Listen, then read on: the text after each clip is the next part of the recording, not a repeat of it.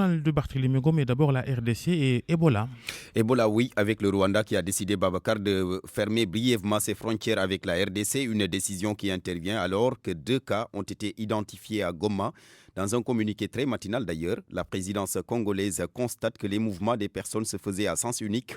Les citoyens rwandais ne pouvaient pas donc sortir pour Goma, une situation préjudiciable pour les nombreuses personnes qui transitaient quotidiennement via cette ville, notamment les expatriés. Et puis nous restons en RDC avec le procès du meurtre des experts de l'ONU qui s'ouvre ce vendredi.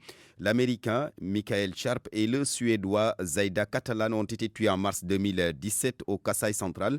Les accusés, le colonel Memboueni et les inspecteurs José Chibouya et Thomas Kassama, vont donc comparaître pour la première fois. Ces 3 agents de l'État font partie d'une liste d'une vingtaine de suspects appelés à se présenter devant la cour militaire de l'ex-Kasaï occidental.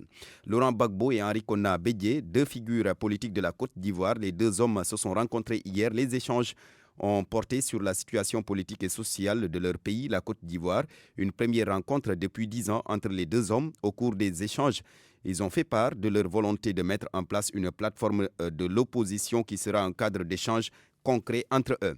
Et puis, les dizaines de manifestants sous les verrous, qualifiés à tort comme des prisonniers d'opinion, selon le général Gaïd Salah, une déclaration qui a poussé Karim Younes, président de l'instance censée amorcer le dialogue politique en Algérie, à faire part hier de sa volonté de démissionner. On voit ça avec Baye Hassan Diaw. Après la rencontre entre le président algérien par intérim Abdelkader Ben Salah et un groupe conduit par Karim Younes, ancien président de l'Assemblée nationale populaire, pour mener un dialogue national inclusif entre pouvoirs et opposition, l'initiative risque de connaître un échec avant même de commencer. Pour dire que les propos du général Gaïd Salah ne sont pas du goût de cet ancien ministre sous Bouteflika, Karim Younes a d'abord présenté hier sa démission aux autres membres du panel qui ne l'ont pas finalement accepté. Alors une confusion est intervenue car les membres du groupe où figure Younes ont déclaré à travers la télévision nationale que le dialogue aura lieu dans les plus brefs délais, alors que dans une récente interview accordée à Jeune Afrique, Younes y a affirmé qu'aucune concertation ne sera possible sans la libération des détenus d'opinion et la fin de la répression violente des manifestants et des médias. Bayassan Diawé, puis en Somalie pour terminer, le maire de Mogadiscio qui a succombé à ses blessures, Abdurrahman Omar Ousmane, a été blessé le 24 juillet dernier dans un attentat perpétré par des islamistes Chebab. Seydou Nourouba. 3 jours de deuil national sur ordre du président somalien. Il avait sacrifié sa vie au service du public somalien. Il avait contribué à reconstruire le gouvernement de la Somalie, a réagi Mohamed Abdullahi Mohamed.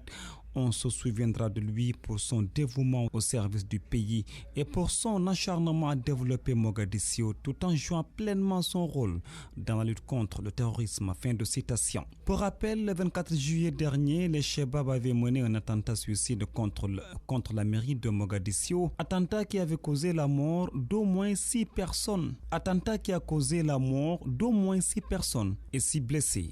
Selon une source sécuritaire, un kamikaze était entré dans le bâtiment où avait lieu une réunion et s'est fait exploser. Le maire de Mogadiscio avait été transféré à Doha juste après l'attaque. Une attaque qui avait lieu à peine 1 heure après que James Swan, le représentant spécial de l'ONU en Somalie, a rendu visite au maire de Mogadiscio. Seydou Nourouba, ce sera tout. Baba Karfal.